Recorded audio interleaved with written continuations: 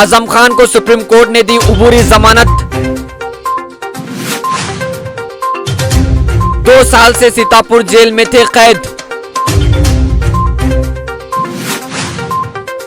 आजम खान की रिहाई पर रामपुर में खुशी की लहर।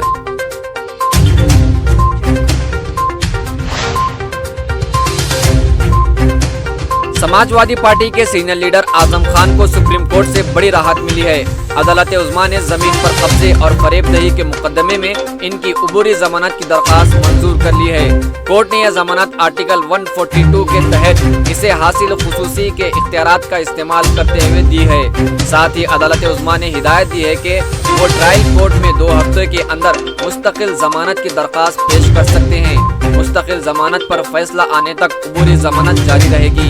सुप्रीम कोर्ट ने जमानत के फैसले में जो तबसरा किया है, इसके मुताबिक केस के अजीब व गरीब हकायक के पेश नजर उबूरी जमानत दी जा रही है। इस मामले में अब और ज्यादा दिनों तक आजम खान को जेल में रखना मुनासिब नहीं होगा। याद रहे कि आजम खान फरवरी 2020 से सीतापुर जेल में कैद हैं। इससे कबल मंगल को समाअत के दौरान सुप्रीम कोर्ट ने एसपी लीडर की उबूरी जमानत की दरखास्त पर फैसला महफूज कर लिया था। इस दौरान यूपी हुकूमत ने अदालत से कहा था कि वो दरखास्त गुजार और मामले की तफ्तीश अफसरों को धमकी दी गई थी। आजम खान लैंड माफिया और बहुत सारे केसेस डालकर मुजरिम करार दिया गया था। दूसरी जानिब अर्नब केस का हवाला देते हुए अदालत में कहा गया कि दोनों मुकदमात की नोयत एक जैसी है, मगर आजम खान के खिलाफ मुख्तलिफ केसेस में FIR दर्ज हैं। जबकि आजम खान के वकील कपिल सिब्बल ने कहा कि आजम पिछले 2 साल से जेल में कैद हैं, तो धमकी की बात कहां से आ गई। नीज यूपी हुकूमत इनके मौक्कल को सियासी बददियानती का शिकार बना रही है।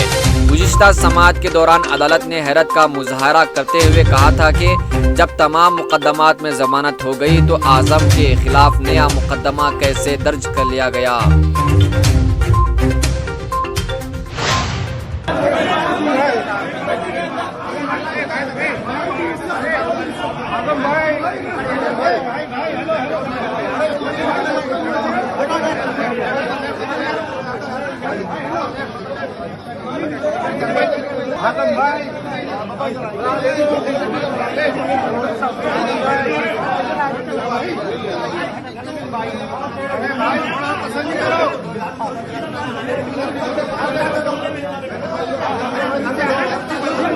भाई